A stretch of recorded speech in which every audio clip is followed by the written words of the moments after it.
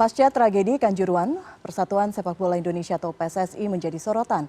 Akhir pekan lalu PSSI memutuskan akan mempercepat pelaksanaan Kongres luar biasa. Keputusan ini diambil di tengah ramainya tuntutan agar pengurus PSSI mengundurkan diri pasca tragedi Kanjuruhan. Untuk membahasnya, sudah bergabung bersama saya Ketua Umum PSSI Muhammad Iryawan. Selamat malam Pak Iwan. Terima kasih sudah hadir di studio CNN Indonesia. Kita cukup kaget ketika akhir pekan lalu kemudian Pak Iwan bersama Exco kemudian menyampaikan konferensi pers akan mempercepat KLB. Alasannya seperti apa? Dinamikanya seperti apa? Akhirnya keluar keputusan ini. Terima kasih. Kita mengadakan rapat Exco secara khusus. Exco Emergency Meeting namanya. Dengan seluruh Exco yang kebetulan 12 Exco hadir. Berarti quorum ya. Hadir baik 10 langsung 2 virtual. Kita berdiskusi cukup panjang. Jadi akhirnya kita bersama-sama sepakat memutuskan untuk KLB dipercepat. Karena saya menimbang ada kepentingan lebih besar daripada kita duduk di kursi federasi selaku ketua umum dan Exco itu. Apa itu? Sepak bola itu ada marwahnya atau ada ekosistem adalah di kompetisi. Okay. Ya, di situ banyak sekali orang menggantungkan hidupnya untuk hidup dari sepak bola. Hampir ada 120.000 mungkin puluhan ribu lah pokoknya. Ada pelatih, pemain, wasit, kitman, pegawai, UMKM yang hidup dari sepak bola gitu. Nah itu harus tidak boleh korban gara-gara kita tidak melakukan KLB. Dan saya merespon apa yang disampaikan oleh tim TGIPF dalam rekomendasi. Pemerintah baru akan mengizinkan kompetisi bergulir apabila KLB. Saya respon itu. Tapi yang terpenting satu itu dulu. Saya tidak mau ada ekosistem sepak bola berhenti sehingga banyak orang tidak makan atau korban karena tidak bisa hidup karena tidak ada kompetisi. Okay. Yang pertama. Yang kedua tadi sampaikan saya merekomendasi menangkap atau merespon rekomendasi TGIPF yang menyampaikan di situ ada salah satunya pemerintah tidak akan memberikan izin apabila tidak ada KLB. Ya saya langsung merespon kan gitu. Yang berikut meskipun baru hanya 2 klub aja yang melakukan bersurat KLB, tapi saya menimbang dengan Exco daripada berlarut-larut nanti banyak pro kontra di lapangan, khawatir terjadi perpecahan dalam tubuh sepak bola PSSI. Kan ada berapa puter, ada 80 sekian puter yang memilih Exco itu dengan ketua umum. Khawatir nanti, sehingga saya khawatir nanti atau memang sudah ada suara-suara seperti itu? Indikasi kemungkinan sudah ada. Tapi saya mempercepat karena khawatir nanti terjadi perpecahan, terjadi konflik, baik itu psikologis maupun fisik. Saya nggak mau. Daripada nanti terjadi berlarut-larut, ada berdarah, lebih baik saya segera melakukan KLB. Baik. Ya. Pak Iwan, saya ingin mengutip apa yang disampaikan Pak Hassani Abdul Ghani, salah satu Exco PSSI juga. Ada tekanan dalam menggelar Kongres luar biasa ini. Jadi kemarin itu ada emergensi rapat Exco hari Jumat. Emergensi dilakukan karena adanya tekanan-tekanan, salah satunya izin tentang pertandingan kompetisi. Terus ada tekanan supaya ketum dan anggota Exco mundur dan macam-macam. Tekanan seperti apa? Intervensi atau seperti apa Pak Iwan? Saya rasa tidak ada ya, pemerintah nggak ada intervensi ya. Okay. Dapat dipastikan itu. Kan semua dari awal Pak Menpora menyerahkan.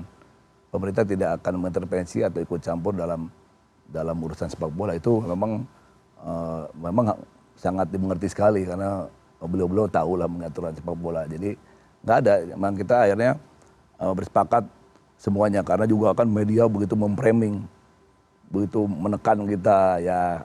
Kemudian juga yang lebih penting bukan itu. Yang tadi ekosistem sepak bola terus jalan. Ya, ekosistem sepak bola yang menghidupi berapa puluh ribu orang terus jalan. Karena kesian mereka berkorban gara-gara kita tidak mau KLB. Mudah-mudahan KLB ini nanti segala kompetisi bisa segera bergulir kan. Oke. Gitu.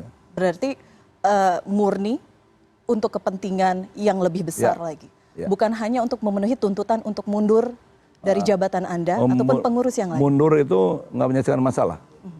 Justru bentuk tanggung jawab moral itu saya tetap menghadapi situasi ini. Kalau mundur saya dengan teman Exco tinggal pulang aja, tapi mau saya tinggal udah sih sebesar ini. Ini masih ada berjalan, ada program-program, nggak boleh dong. Ya tanggung jawab moral saya adalah saya menyelesaikan apa yang menjadi tugas tanggung jawab saya dan mempersiapkan KLB itu kan gitu. Oke. Ya, nanti di dalam KLB itu kan ada akan ada penentuan ketua baru dan EXO baru kan itu sudah jelas kan itu. Oke. Jadi itu bentuk tanggung jawab moral saya dengan teman-teman EXO gitu. Ya. Oke. Sambil kita melihat kembali pernyataan dari Pak Mahfud yang beberapa kali, karena juga ketua tim gabungan independen pencari fakta.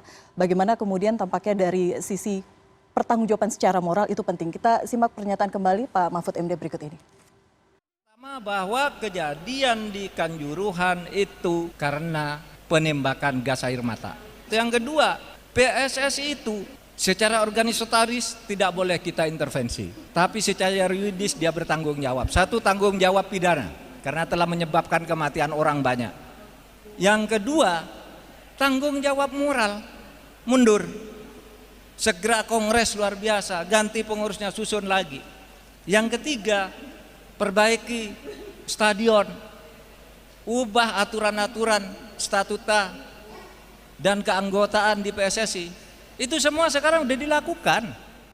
Baik, hari ini juga Pak Mahfud kembali mengatakan dengan adanya KLB bisa dipastikan Ketua Umum PSSI dan jajarannya juga akan mundur.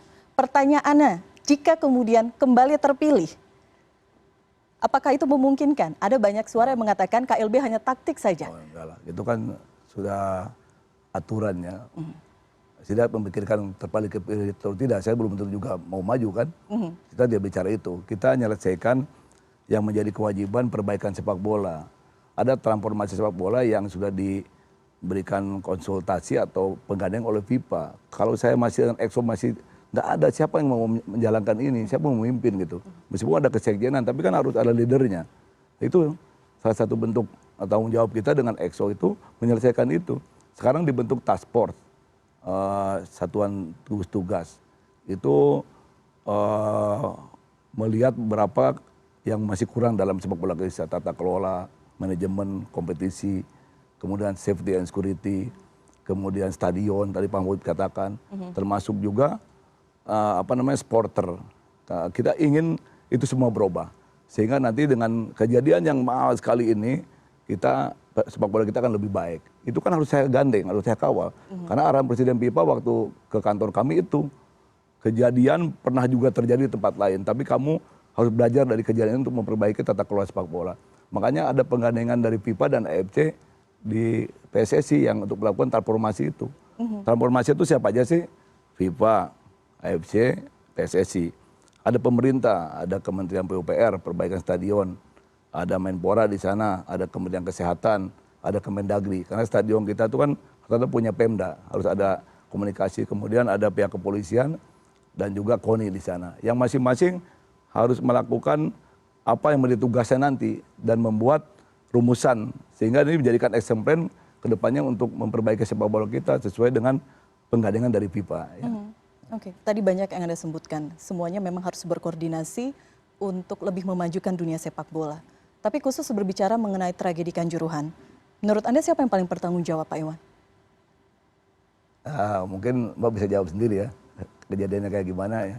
Yang jelas kita di sisi saya aja ya. Di PSSI kan, PSSI ini satu tataran regulator kebijakan.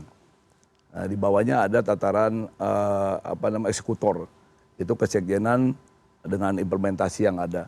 Baru dari sini mendelegasikan untuk klub liga ini ke LIB. Di sini LIB pun tidak bisa semua setiap pertandingan dia bisa melihat, delegasinya kepada Panpel. Itu kan sudah ada pembagiannya gitu. Sehingga ini yang saya kira saya bicara di PSSI-nya ya. Tapi kalau yang lain mungkin Mbak udah tahu sendiri kejadian itu kayak bagaimana. Saya tidak bisa komentari itu ya. Karena kita ingin mengkonfirmasi, baru kali ini kita bisa menghadirkan Pak Iwan bersama kita ingin menjawab pertanyaan publik. Pertanyaan saya selanjutnya, karena ini juga rilis dari ataupun hasil dari tim gabungan independen pencari fakta. Betulkah memang berbagai pihak tersebut saling lempar tanggung jawab dalam kasus ini? Masing-masing kan sudah diberikan tanggung jawabnya kan. Ya waktu kita dipanggil TGF ya mengatakan ini yang kita lakukan gitu. Ya adapun kekurangan pasti masih ada kan. Akhirnya mereka menrekomendasikan itu ya. Itu mungkin rumusan dari TGPF.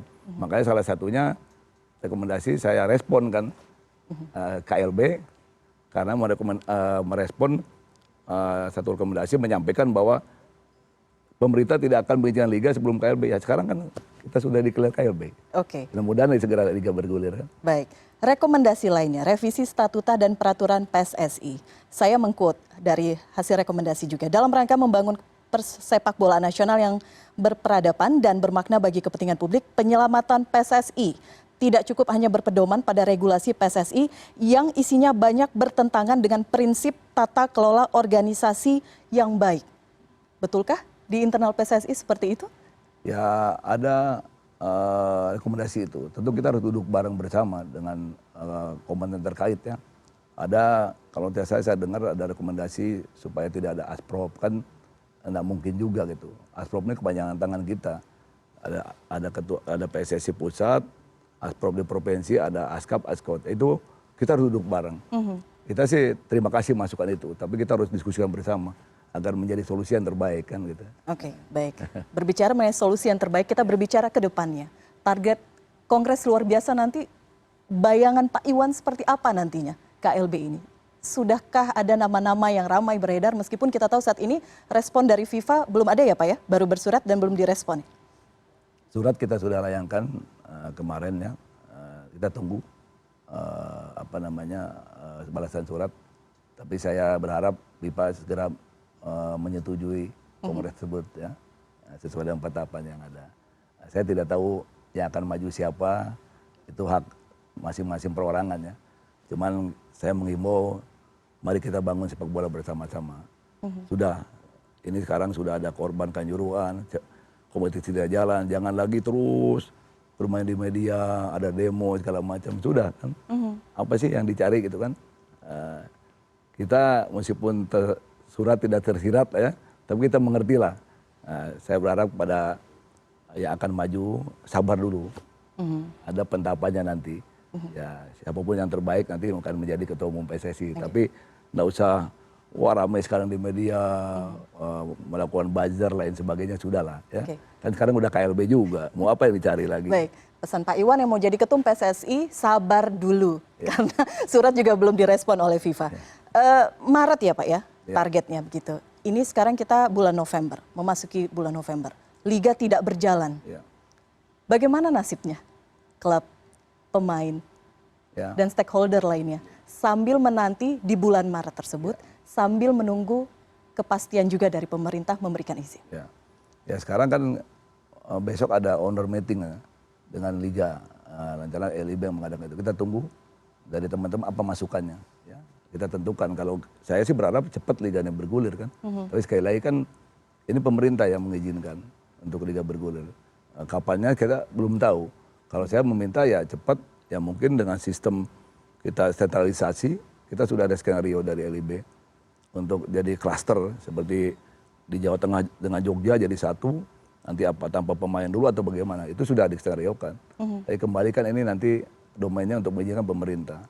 Saya sih berharap itu ya tentunya, tapi yang lain-lainnya tentunya nanti akan saya sampaikan kalau sudah selesai owner meeting dan pertemuan LIB dengan klub-klub.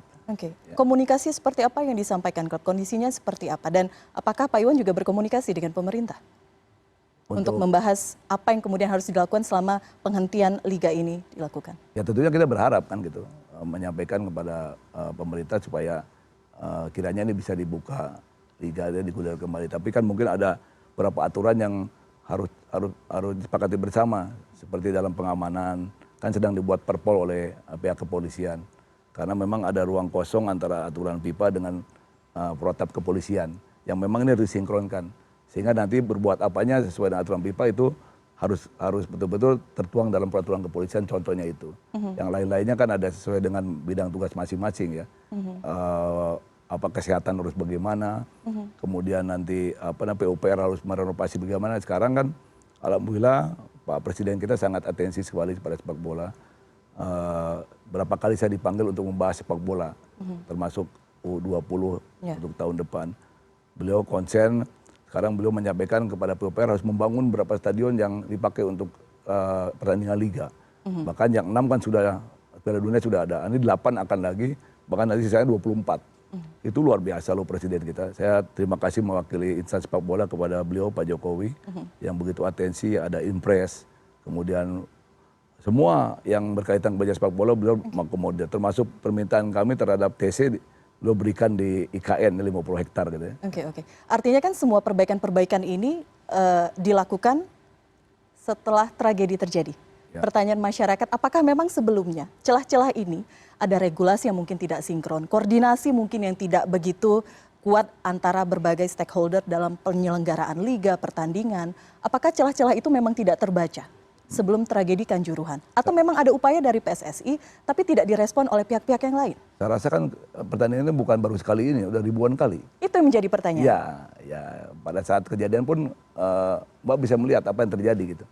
Ya, disitulah mungkin letaknya kan. Kalau kita sudah melakukan workshop berapa kali dengan pihak terkait, itu kan dari LIB ya itu yang bicara ya. Mungkin pendalamannya silakan. Yang jelas itu sudah dilakukan gitu. Terjadi miss di lapangan kan pasti ada sesuatu yang mungkin Mbak bisa tanyakan kepada pihak terkait yang ada di lapangan tersebut. Kalau dari kami sudah itu lakukan. Oke. Ketika kita berharap bahwa prestasi dunia sepak bola itu fokus ke depan melihat ini sepertinya kita harus mundur sedikit. Ada beberapa yang masih harus diperbaiki, penyempurnaan dari sisi stadion, dari sisi yang lainnya. Terakhir pertanyaan saya, Anda melihat seperti apa dunia sepak bola Indonesia ke depan? Saya rasa dengan adanya transformasi sepak bola yang sekarang sedang dilakukan, yang pendampingan dilakukan oleh FIFA dan AFC, insya Allah, karena ini menjadi suatu pembelajaran yang sangat mahal dan berharga. Dari semua sisi, tentu ada perbaikan-perbaikan yang menuju sepak bola sesuai apa yang diharapkan oleh publik dan standar FIFA ya. Ya banyak stadion yang harus diperbaiki pasti, gitu kan. Nanti SOP pengamanan harus sesuaikan pasti itu. Revisi statuta? Insya Allah itu masukan yang nanti kita harus bicarakan dengan pihak terkait duduk bareng ya. Saya akan lemparkan itu mungkin nanti ke semua stakeholder yang ada. Oke, Ya. baik. Terakhir, jika nama Pak Iwan kemudian kembali digadang-gadang untuk sebagai ketum PSSI setelah KLB? Sekarang aja nggak dipercaya, Mbak. Udahlah, nggak usah bicara itu ya. Oke, baik. Pak Iwan, terima kasih sudah berbincang bersama kami malam hari ini di Prime News. Kita berharap bahwa apa yang terjadi di tragedi Kanjuruhan menjadi catatan yang harus kita lihat, kita ingin melihat bagaimana ke depannya. Catatan hitam kita lewati, tapi kita juga harus melihat bagaimana prospek sepak bola Indonesia ke depan. Pak Iwan, terima kasih sekali lagi sudah berbagi cerita bersama kami. Selamat malam. Malam.